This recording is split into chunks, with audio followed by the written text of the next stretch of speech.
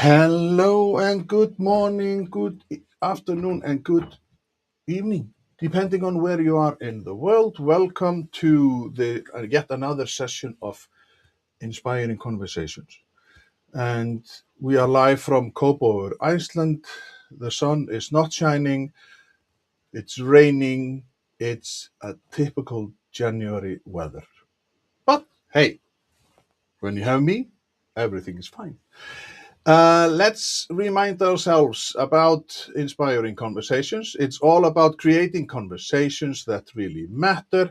We are diving into ways to connect deeply, break down barriers, build moments that inspire trust and growth, whether it is with your team at work or in your everyday chats. We will bring more positivity, realness, and impact into every conversation. And just so you know, because I have to sell my country, this is my hometown of Kópavogur, and I live close by the sea on the right side of this picture. So, and just for future references, remember to check out Hands-On Coaching's YouTube channel, LinkedIn page, Facebook page, Spotify, and whatever you need. So, and today I have a remarkable person. I have Jim Carlough as my guest, and he wrote this book, The 6 Pillars of Effective Leadership, a roadmap to success. And we were supposed to talk way back, but then something came up, and we postponed it to this day. And I am working on a project myself about leadership and how you can maybe have a coaching session about leadership, map out how you, like, what do you have, what is hidden, what can you fix or maybe just look at. And his book, amazing. Like, I've read it, and it's just like, how on earth, why now? And why, while I am building up a project of my own, and here is the man of the hour. Yay! Mr. Jim Carlough. Well, welcome from the United States. I'm very, very happy to be here. I will tell you that the sun is not shining here. It's cloudy, and we're about to get a snowstorm over the next couple of days. So anyway, so I feel your coldness. I'm chilly today as well.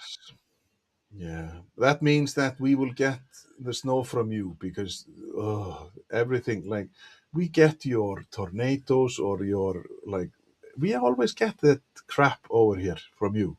We send all the crap outside of the States. Oh, and that, ship it all over the world. Yeah. So that was the discussion today. But luckily for us, we are going to talk about the importance of leadership. And it's funny to talk about this book because, boy, oh boy, I think there is somebody somewhere in the world, naming no names, but he looks like an orange, and he should probably read this book. I've actually thought about sending it to him. Yes. And like, before we start talking about the book, like, let's say, okay, who is Jim Carlough and why? Because writing a book is one thing, but what led up to that writing in the book? Because you have unbelievable experience, isn't it? I've been at this leadership thing ever since I graduated college in 1983. And I have learned Okay. a lot over the years, and I've had some great mentors. I even spent almost a decade working with Ross Perot at his technology company. And he was a visionary leader who cared significantly about his employees. And and we also had a mentoring program there. And I started mentoring people, and this is around the year 2000. And so ever since the year 2000, I've been mentoring people. And a couple of years ago, I realized I'm getting old and I'm going to have to retire at some point, but I suck at golf. And I'm not the type that can go fishing every day. So I got to figure out what I can do to give back. And I Yeah. thought, I have helped so many people develop. I think I need to speak about leadership from my perspective.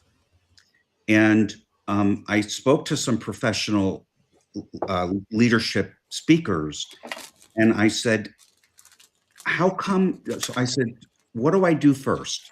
Do I write a book first to get some credibility, or how do I do it? And they said, you don't need a book. You have an incredible resume. I said, yeah, but that doesn't give me, people can't look at a resume and translate that into leadership fundamentals. And so I disregarded that expert's advice, who's a multi-million dollar speaker every year. And I sat down and I wrote a book. Yeah. And because I felt, to me, that was important.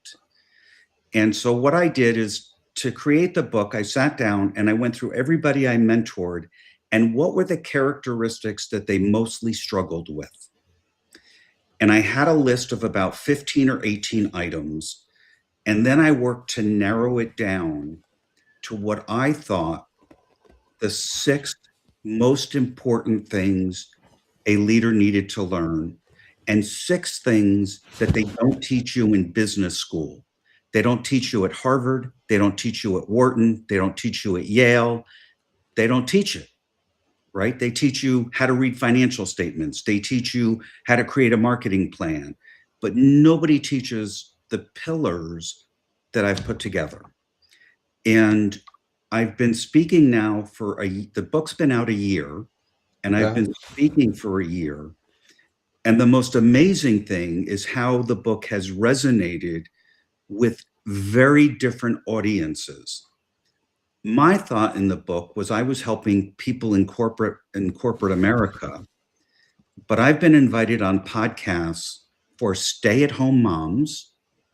And the host of that podcast read the book and I said to her, I said, I'm not a fit for stay-at-home moms. And she said, that's where you're wrong. She said, I want you to focus on compassion and empathy, because moms struggle with that the most. Then I was on a podcast for school principals, and I was amazed at the response from the school principals. One woman actually took the book on vacation and posted a picture on LinkedIn, sitting in a chair with the book on her lap and saying, I can't wait to read this book. This is what I'm doing on vacation. 4 days later, she posted again and said, I can't wait for school to start to implement this book. And then there was the Executive Chef podcast. And I'm thinking, executive chefs, why do they need this book? They have big knives in the kitchen. They can get anybody to do anything. Yeah. And on the podcast, it was interesting because they said, no, you run a kitchen like a machine, like an assembly line. Yeah. And you have to have structure, and you have to be able to manage, and you have to be able to lead. And it was a great conversation. All 3 of those were great conversations, but it certainly showed me that this book is more about, I'm going to say, humanity and how all humans should lead their lives than just how you should be a good leader. And I think the world might be in a better place. So yeah, I totally agree with you, because it's not, maybe it's not, thinking of, because we were talking together yesterday, and we were talking of, are we fixing a problem, or what is it that people are struggling with, and in a day-to-day life, like being like Daniel Coleman, if you take him, because he was this uh, psychologist who was in the leadership area, and when he talks about, like, the thing about being commanding, there is a good way and there is a bad way of being a good, like, commanding, and then you can be sociable, but can you be too much sociable, or you can be a visionary, but, like, you lack so you, if you get the people to think, and then they can look inside, and maybe the mothers can look inside and say, like, because we are all struggling with, don't say that to me, because we are afraid of the consequences. We are afraid of the bully who just bullies us, and we don't do anything. And then, like, instead of just saying, hey, this behavior is not acceptable, as I was mentioning also to my daughter, the first no is the hardest one. The second one will be a little bit easier, and then it's just start. No, I don't like. Then it's just, you get used to it. So I understand, and the book is easily read. It's it's probably like storytelling, because you are a story guy. Like, you love to tell stories, and I think it resonates with people, because you you can implement these things easily into your own life, because you say leaders are born, not made. But not everybody, like, you can be a leader in your own life. Correct. So And I resonate. It resonates.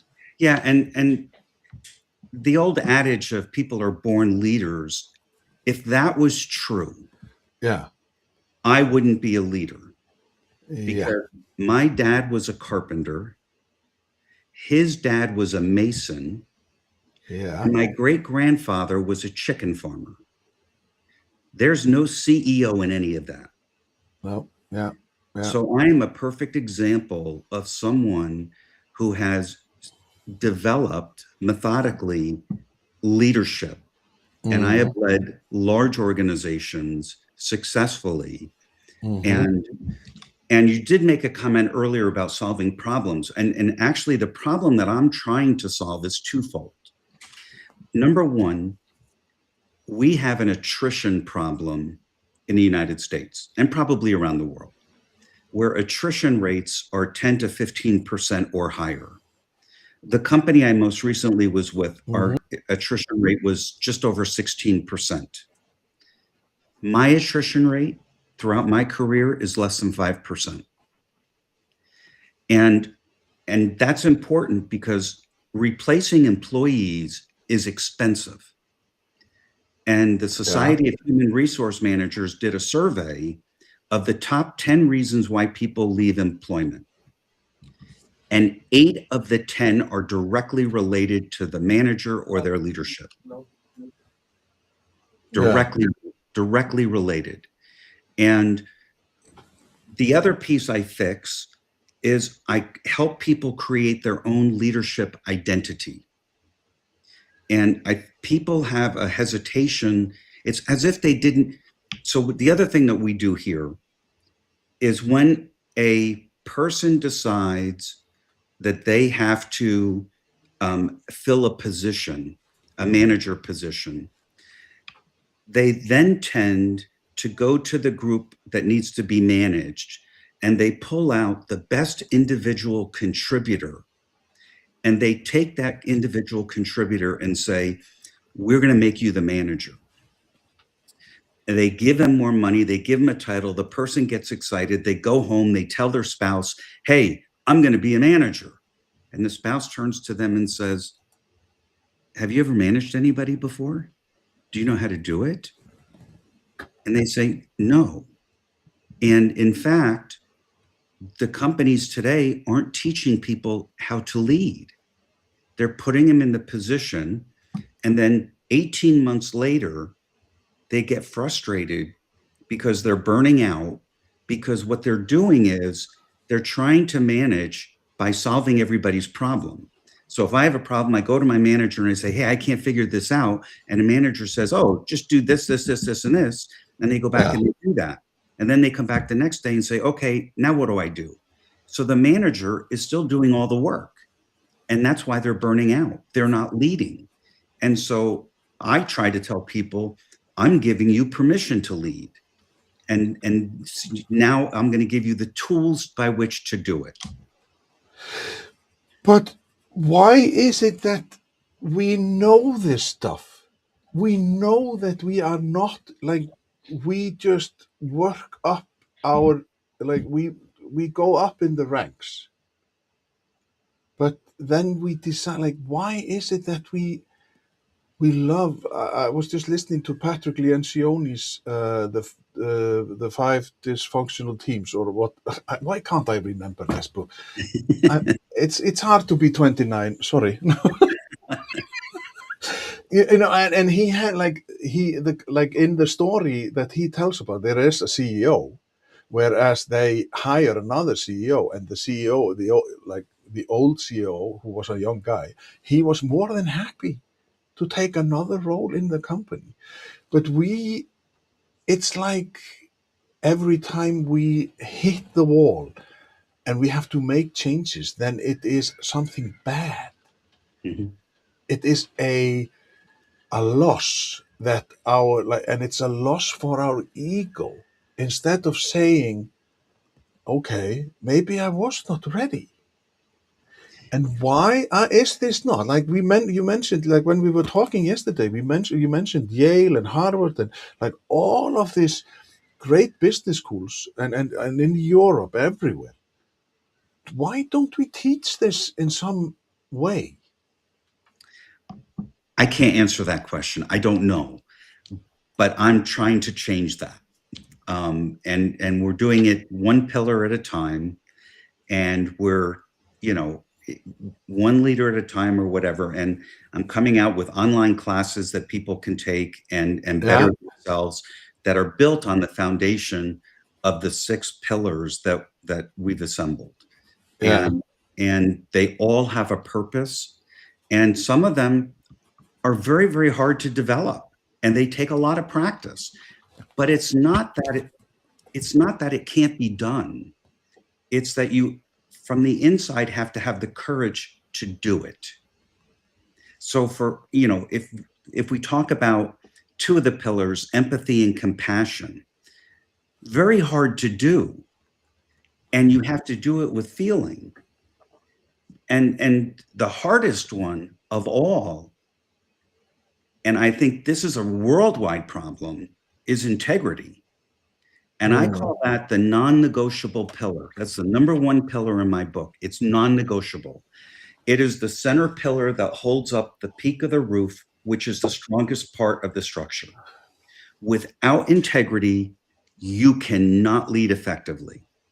And I can tell you, in fact, that most corporations that have a problem and have significantly high turnover have, they lack integrity at the highest level, and they lack transparency.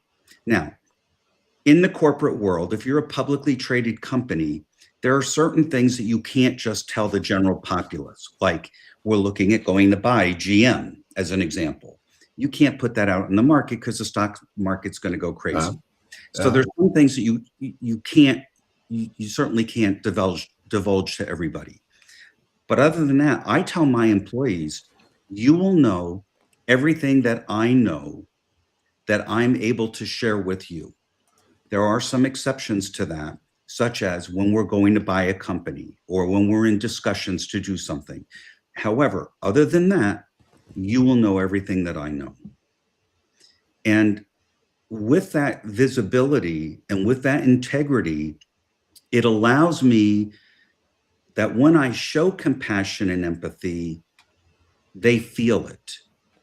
If I'm a leader without integrity and try to show empathy or compassion, the employee is not going to believe it. Yeah. And then the employee is not going to trust the leader.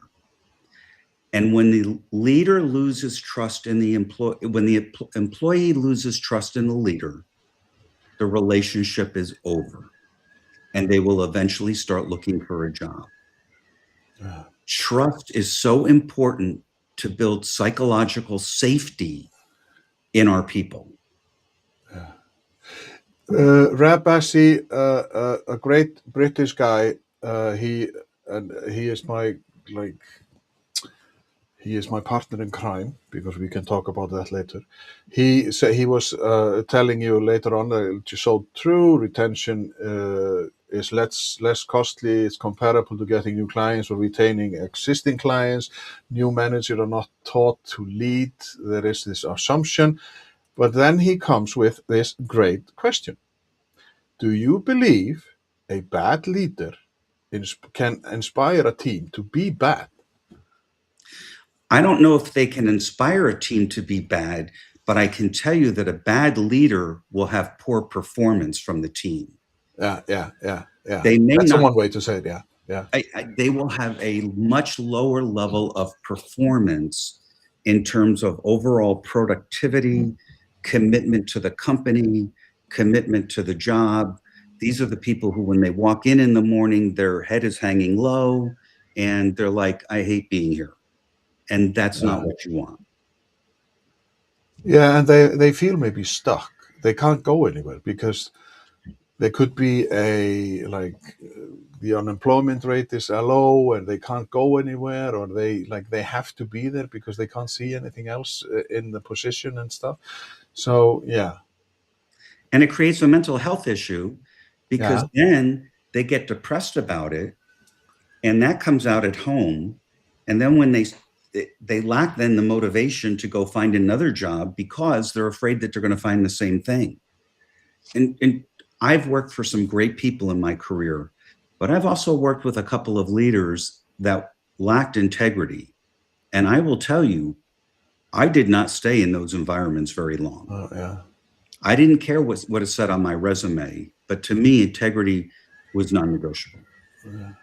But when you talk about psychological safety, and then we can go into burnout, because that is what happens, and people are just, the more the technology is, I know that Rabassi will not be satisfied with me. He's a tech guy, because everything is so supposed to be quicker, better, because you have more technology, and in my experience, it's just like sometimes the technology is just slowing me down, or the systems are not compatible, or they don't know what I think, and AI, but and leaders or people, not all, I don't know, like I haven't seen any survey or not, but when you meet certain kind of types, when you say burnout, that's just the people who don't want to work.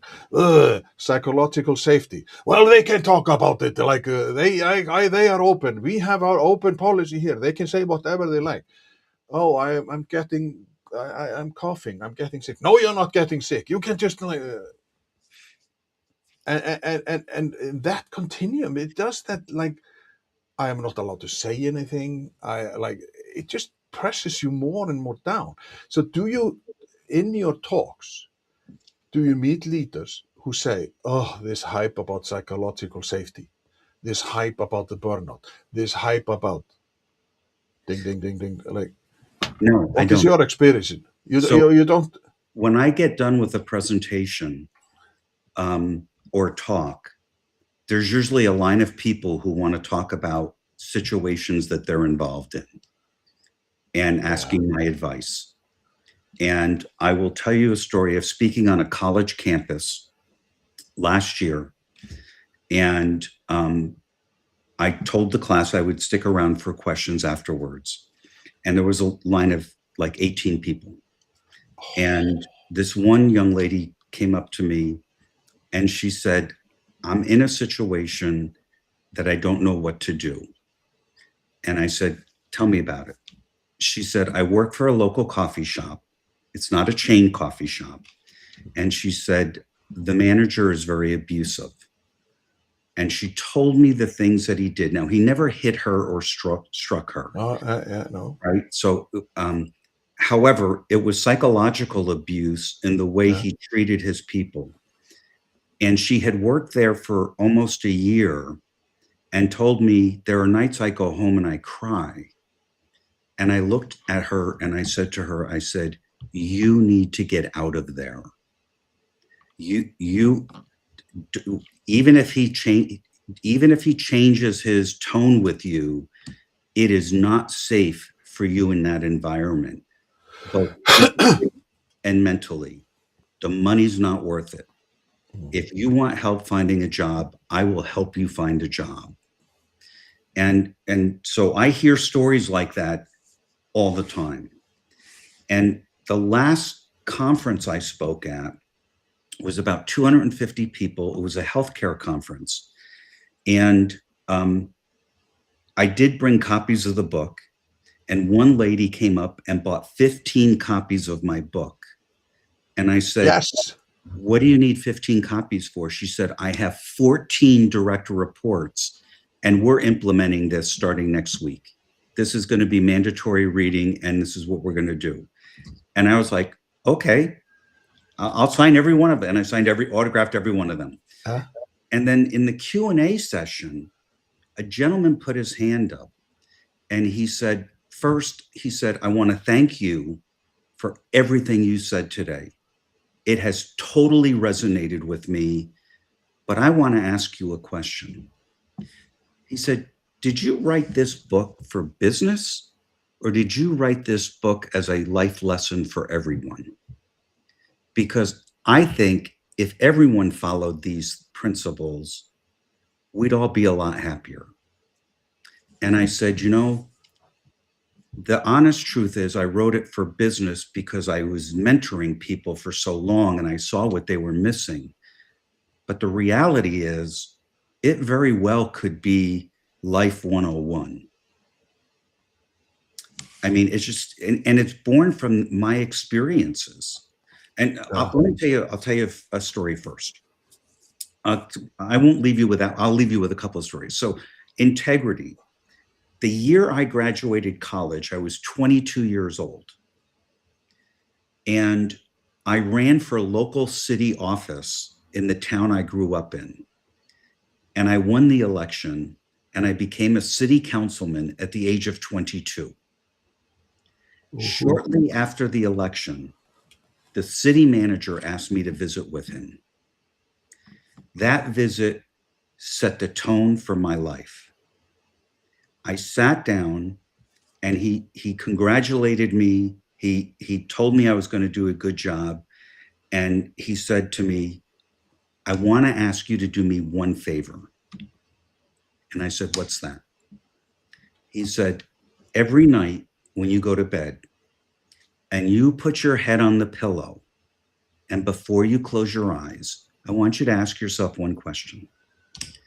And that question was, did I do anything today for my own personal benefit that was at the expense of another individual, group of individuals, or organization?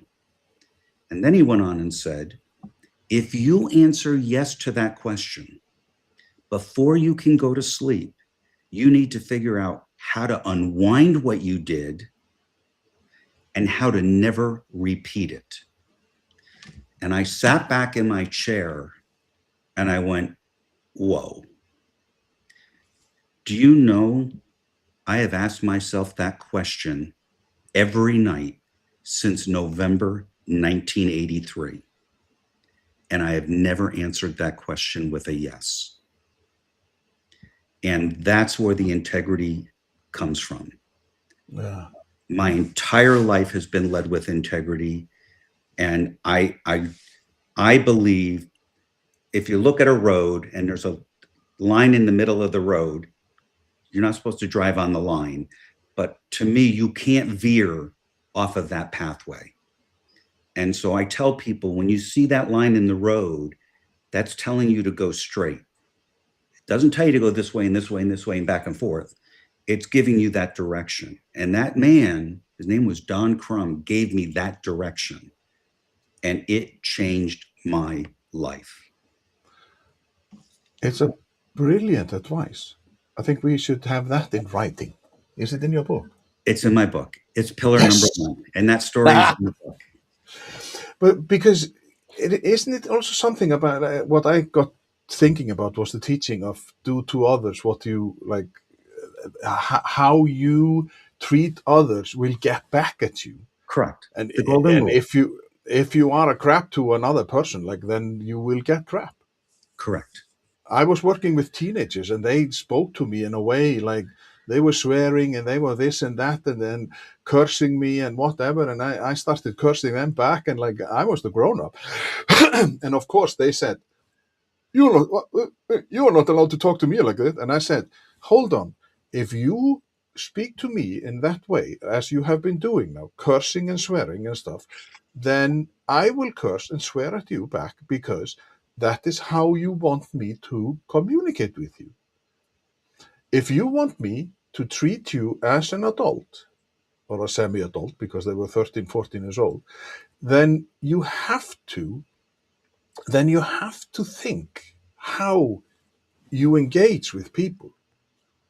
You don't earn respect by swearing and cursing and whatnot. Like if you want me to treat you as a adult, then you give me the respect that I have earned. So it is a lot like that. That is a general wisdom, and that is what we taught our kids. Like that is what like do to others what you want others to do to you. Correct. And then somewhere along the line, we've lost it.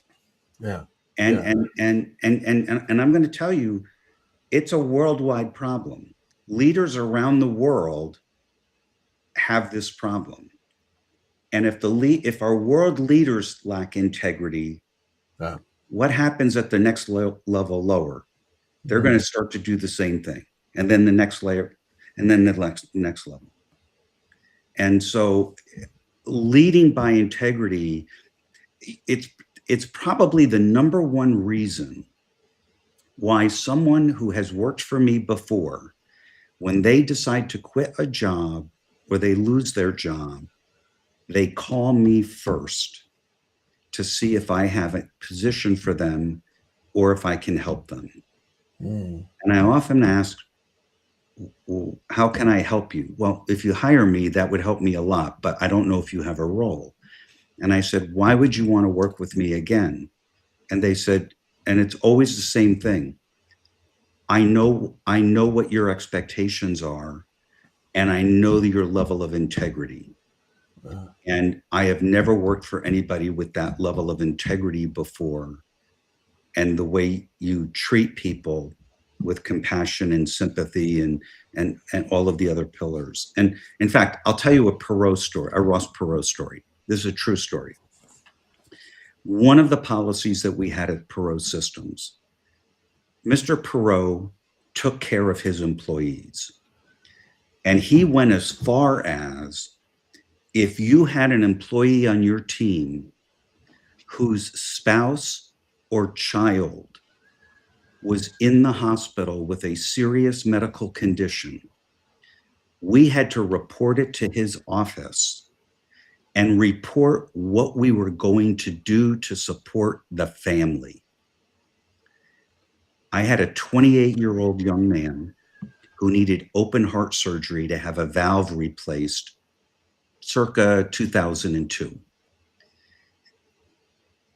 He lived in San Francisco. His family was in San Francisco.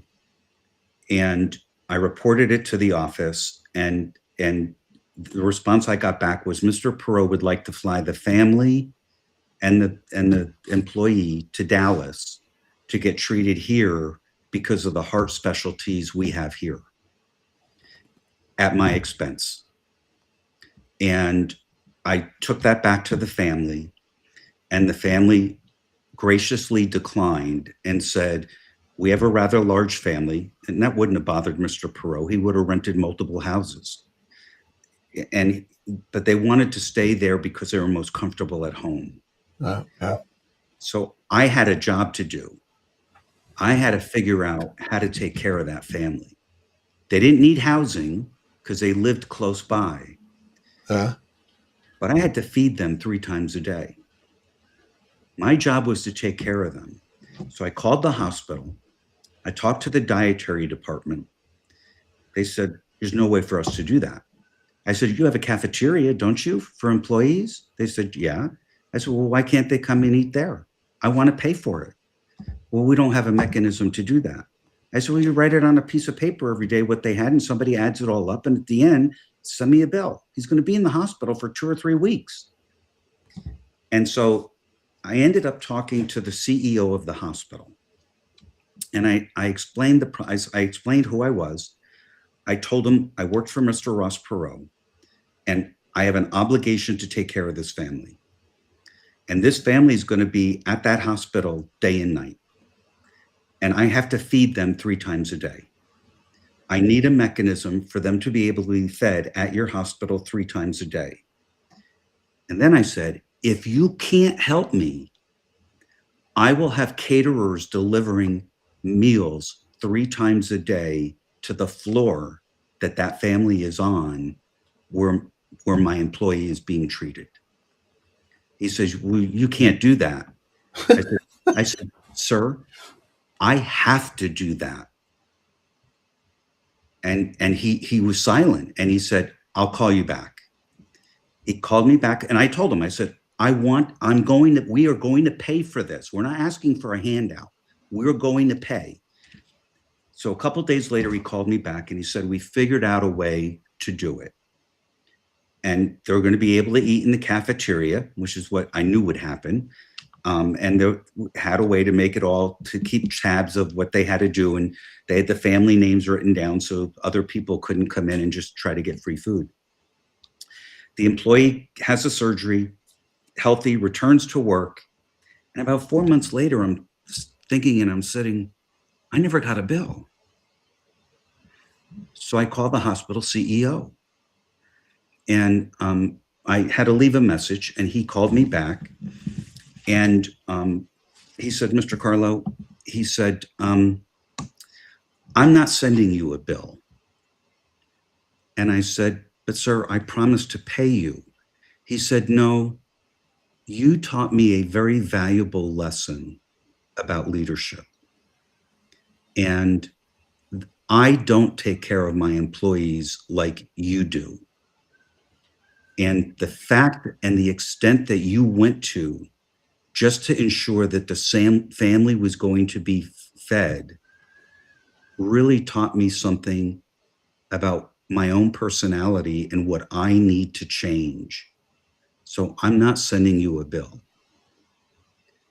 And you will not send me a check as a donation because it'll be returned to you. But you taught me a very valuable lesson. But that was a Ross Perot principle. That's a beautiful, like that is the best story I ever, like, for a long time. It's just the best story I've ever heard.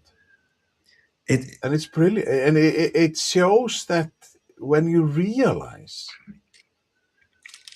the ripple effect of one good deed and how it spreads. So, because and now, because we have to talk about the 6 pillars, but I have, because of Rap, he is my best watcher, and he has 3 questions, like, and he or 3 comments. How do you know when you have a bad leader? His experience has been that you sometimes only realize it when the leader leaves. Only then would I realize that there is another way. So what is it like? Why is it? Because it's a hard way. Because the companies, they don't like. No, he has to be there. That's it's a great question.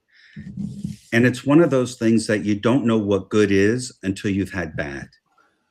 Yeah. And And I think that if you understand the 6 principles that we're going to talk about, and you use that as your measurement with your manager or your leader and say, let's start with the first one, integrity. Do they show integrity? If they show integrity and transparency, and they can show compassion and sympathy, and it feels real, you have probably a very, very good leader. But there still are other principles that they have to have as well. And because the rest of them are going to be a little bit more business focused, but they still have the human side of it. But the real key for me is integrity as a number, which if you can't spot the lack of integrity, look, and it's important to look at a leader. Let's talk about stability. A lot of leaders, the secret about stability is you have to perform and act the same way in every situation.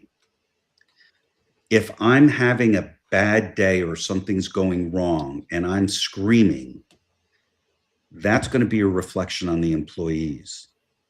And then they're going to get worried, and then they're going to have the same type of reaction. If the garbage can is on fire, I can't get on the desk and start screaming, run, run, run, because I'm going to create panic. Yeah. So I have to always perform the same way, whether I have the leader title on or I'm just walking in from the parking lot. And that's another way to judge leaders. Do they interact with their employees? Whenever I parked in a parking lot, I would talk to people I didn't even know. I greeted them. Hello, how are you? Having a good day? That simple smile and are you having a good day could brighten somebody's day, could help them. They may have started off with a crappy day, an argument with their spouse before they left home, but having that interaction may help them. Now, I'll tell you, I worked for an organization once, and the CEO would park on the side of the building, enter the building through a side entrance, and would take the freight elevator up to their office so they didn't have to interact with people. Why? I believe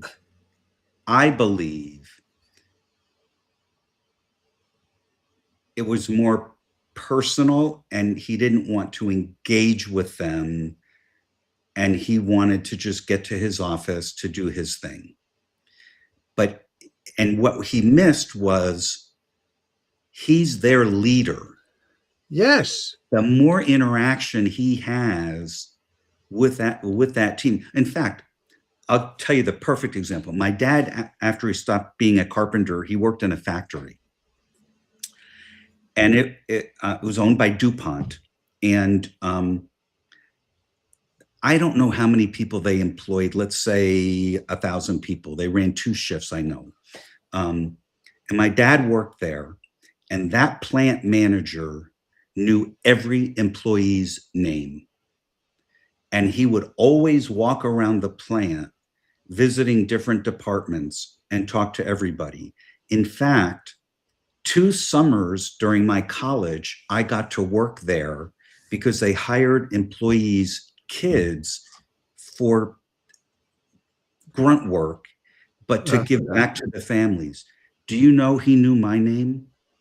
And every time he saw me, he said, Jim, how are you doing? Are you having a good day? Can I do anything to help you? I was a college kid. He didn't need to do that. But he did that that's a job of a leader. My job as a leader is to make sure I know my team, number one. Number two, I know when I need to help them. When somebody who always comes in every morning with a cup of coffee and a big smile on their face comes in one morning with the cup of coffee and no smile, I have to act. I have to figure out what's going on. How can I help them? I had a situation a couple years ago. I realized I had a single mom on my team who had a 12-year-old son. It was the middle of the summer, and I realized that she had not taken any time off. And I called her on the phone, and I said to her, I said, you've not taken any time off this summer to be with your son. And she said, I've got too much to do. I said, okay, this is on a Wednesday. Uh-huh. I said, I want you to turn off your computer. I want you to shut off your cell phone. And I don't want to hear from you till Monday. And I don't want you to log it as vacation time.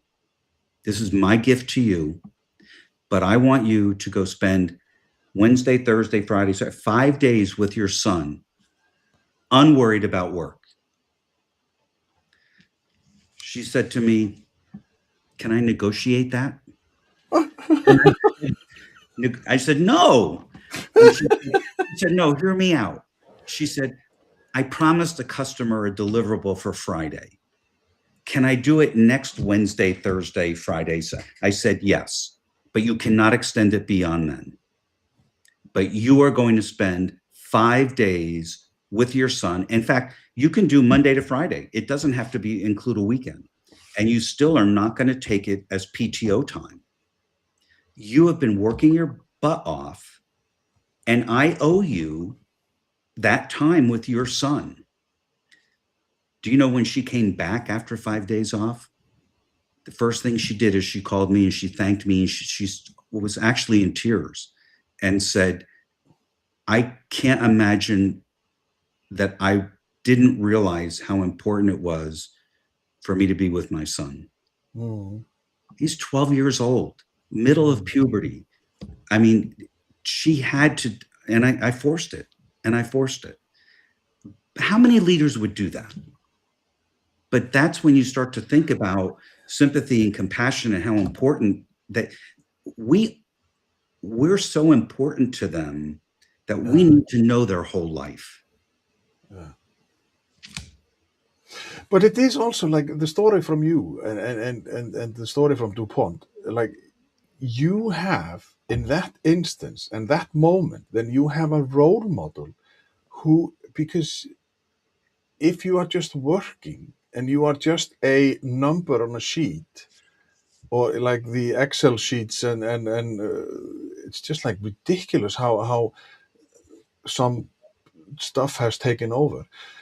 So he is a role model, and you as a 22-year-old, 3-year-old, whatever, like how old you were, you think back and say, I want to be like that person. Correct. Because nobody wants to be an asshole. Sorry, pardon my French, but like it's just nobody deliberately wants to be an asshole. That's generally true. And because Rap, he asked about the bad leaders, because of course by age, when you get to a certain time and you have maybe had 3 or 4 jobs, then you realize where in the system you felt the best, and then you realize that was a good leader. I want to be like him. Yeah, and it's interesting because I did a bad thing at work one day. I realized that Kathy was the janitor of our floor. Kathy would empty our trash twice a day and would clean up our kitchen twice a day. And I realized I was the only one that knew her name and also the only one that spoke to her.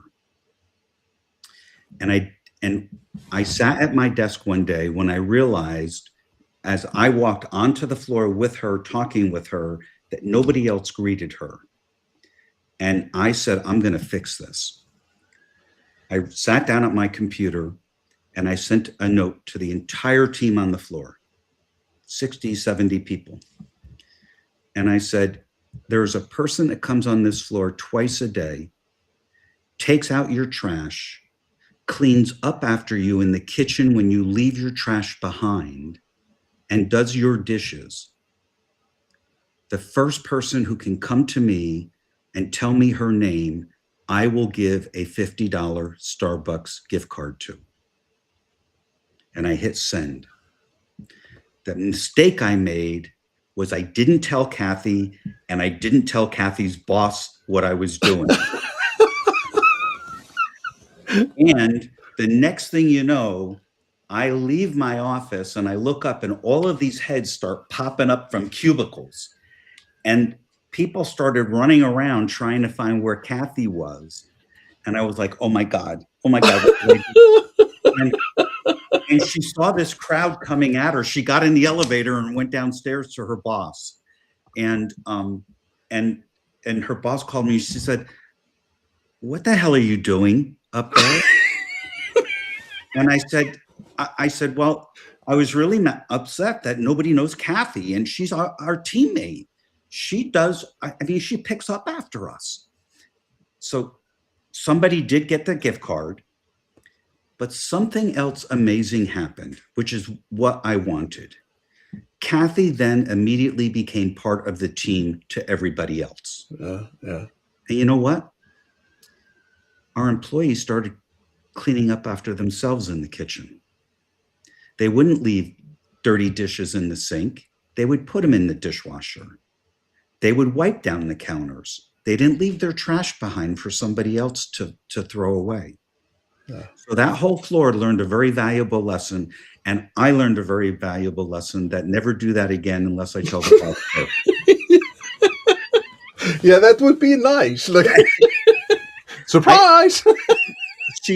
And Kathy was this short little Spanish woman. And I mean, she spoke English, but she couldn't have been 4'10", 4'11" tall. And to see these people coming at her, yeah, I mean, I'd have run too. I mean, it scared me. But because time flies when you're having fun. Rab, he also asked, what would be the one piece of advice to help a leader to self-awareness, and what sort of leader they are? What? Yes, I think I understand read that. Yeah, I read this sentence very, very wrong. Very wrong. But the question is, how do you tell the leader that they could be doing a different job or doing a better job? I believe very much in being open and communicative to my leader or whoever that is and saying, hey, I think the way you approach that could have been done in a different way. And I've done that a couple of times. And in fact, the last CEO I worked for used to come and ask me, I've got this situation. I think I want to handle it this way. What are your thoughts? And he would ask me what my thoughts were about how to handle that. And I would give him advice. And most of the time, he actually took my advice. And I'll give him credit. Before my book was published, he asked if he could read it before it was published. And I said, yes, under one condition. You tell me if it sucks. And then I said, you tell me if I made any mistakes in it. And he actually found a sentence that he said, I know what you were trying to say because I know you so well. But it doesn't sound like you. The whole book sounds like you. It talks like you. And so he marked that sentence and I corrected that sentence. But yeah, he's probably sold more books for me than anybody else. He's always talking about it. My wife is my editor because she is sometimes like, what are you trying to say in this sentence? I'm just like, it's obvious. She said, no, this is the most complicated sentence I have ever seen. But just because and how the world works and this conversation was today, and I realized that your book was just it was like fucking, because I am going and I'm working on a coaching leadership workshop where people get they get a questionnaire about leadership, they get a questionnaires about emotion, about conflict navigating and the effective communications, and then they answer the questions, and then they get this grid where they have, because it's like we look at Daniel Coleman's what he has, And that is why I was just like, why on earth? And it's funny how the world acts, because they like you postponing and we meet, and I was just like, this is just match made in heaven. Because if people who want to look at where they stand, like, because if you see the picture that we have here, like, we have affiliative, we have commanding, visionary, democratic, coaching, and pace setting, and this is only the leadership style. But then you can look at the grid, and then you say, okay, it's not like you're not looking for the bad stuff or what you're lacking, but maybe can you look at it as a way of improving?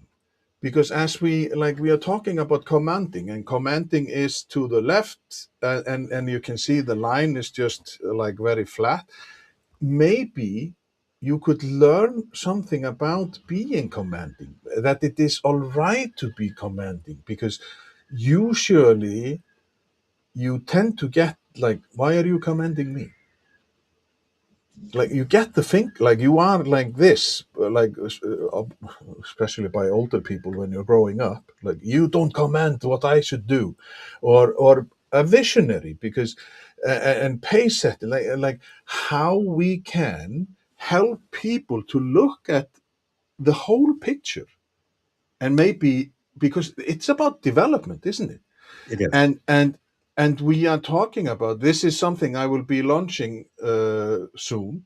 And because and it's a great segue to when I read the book, I was just like, this is amazing. Now I sounded like some, like, oh, this sounded amazing. I think I'm getting tired, but because your six pillars, if you correct me if this is not right, it's vision, courage, empathy, integrity, communication, and flexibility. No, No, you're thank close. you You're very close. much. You're So close. what? So it's integrity, Yes, it's compassion and empathy. Those are two separate ones. compassion. I will put that in instead of, Instead of courage, aha, compassion. Yes, compassion. Yes. and Next one. instead of vision, put focus. Okay. Yeah. Yeah. Yeah. And then we And have, make flexibility stability. yeah, stability. This is fun. This is easy. This is And life. you and then you need to add humor after you remove courage. And we didn't talk about focus or humor, but we But can go so ahead. focus, compassion, empathy, integrity, communication, is that more humor? No, no. You have focus, you need communication needs to be humor. Yeah. And and So I'll, I and will. I'll, and I'll tell you why. Yeah. So communication is every conversation you have is communication, or Yeah. every email that you have. Humor as a strategic tool for a leader can do a lot of things. When I kick off a meeting, I'll typically start with something humorous to get people's attention. When I talk humor, I don't mean the leader needs to have comedy hour at 10 o'clock at the water cooler. That's not the No. intent. No. Yeah. Yeah. It's to use it to your strategic advantage. And I use it to kick off meetings or during a meeting when we lose track of where we're going or what we should be doing. And I especially use it to diffuse tense situations. And it has the ability to level everybody down a little. And it's not like it's not telling jokes every day. You use it as a strategic tool.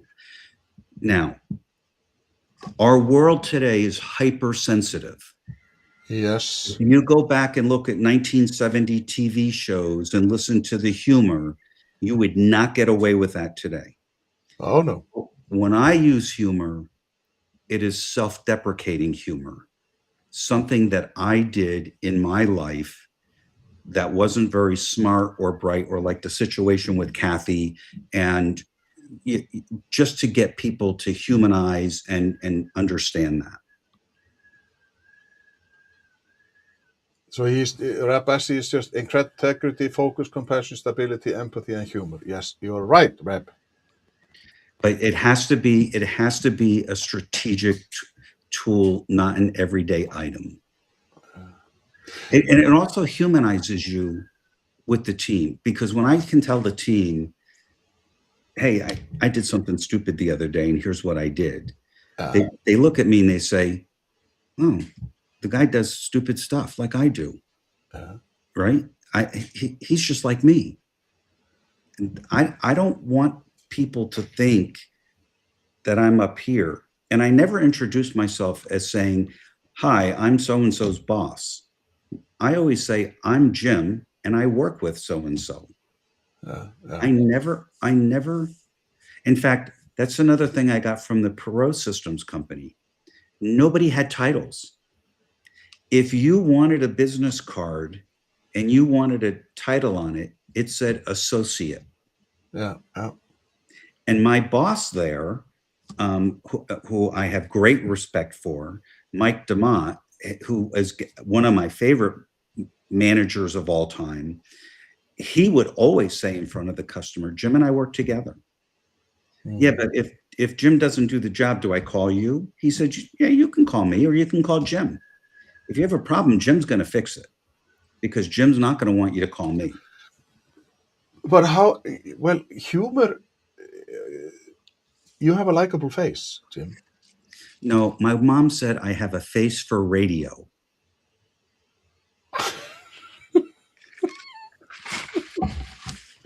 Well, My mom has a great sense of humor. I like your mom because, well, my dad, he said not that, but he said that because there is 10 years between me and my brother. So he was thinking about this different story. I said, and when I later asked him for more money, he said, he started to mumble, and I said, "Hey, not my fault. That's like it was your fault that I went in. Like I got the way, like I got all the way." And then my mother, she was in the kitchen, and she was just like, "Wah!" So he got, but it is, and okay, I know that this is a humor on a, like, it can be a skew level, but it is just like, it's me. I like, and I like, I just like smile because I just, as you say, the world is just a, like, it's a very difficult place right now, and everybody is afraid because there is a bully around, and we don't know what to do, and there is a bully in the west, there's a bully in the east, there is a bully, but because we have to finish, because, but he, like Rab Bessie, because I was showing you this, and then he said, but okay, now it has to change. Thank you, thank you, thank you, thank you. And I had this. He says, but James' versions has got to be better. There are pillars in his book. And idiotic face. And he adds, and Jim coaching makes 7. So you have, like, you have integrity, focus, compassion, stability, empathy, and humor, and Jim coaching. And Jim But coaching. yes, but the future plans, because we have to start thinking about, I have to time wise, and I don't want to, like, keep people, like, although definitely we will have a Carlo 2.0, because this is just amazing. Because we have been laughing, we have been having fun.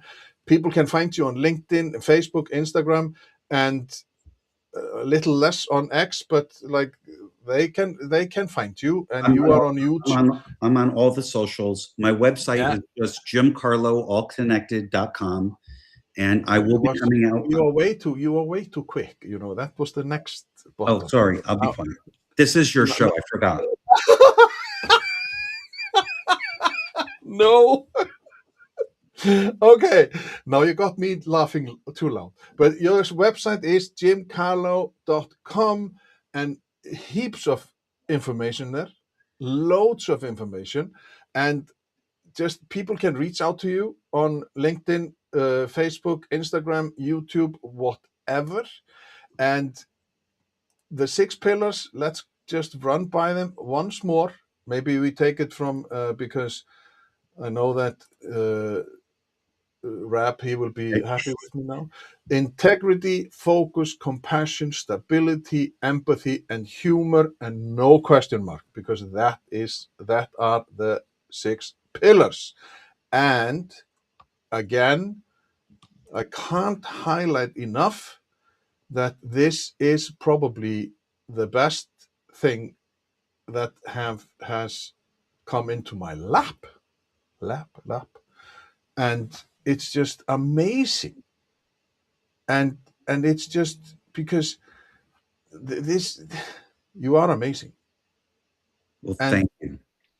but Rap says it also. He said it before, but people lead in their everyday lives, home and friends.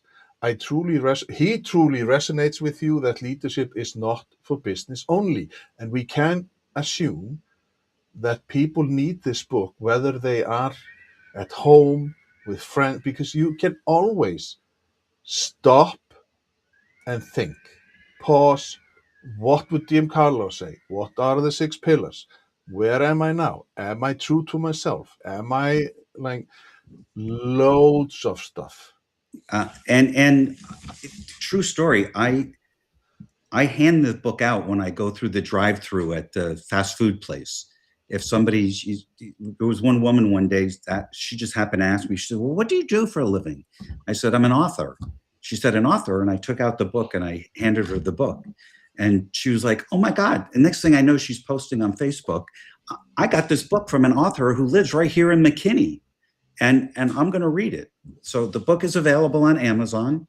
Yeah. Worldwide, it's available on Amazon. Or you can get it off of my site as well, or send me a note on my site that you want a copy of the book, and we'll make sure we take care of that. But look for some courses coming out. I also have a corporate version of my accelerator course, which is a 3-day workshop that is very immersive with a lot of role playing that I can deliver for a corporation. And all of the content that I've been doing has been getting very rave reviews. So I believe that wholeheartedly because I am in awe.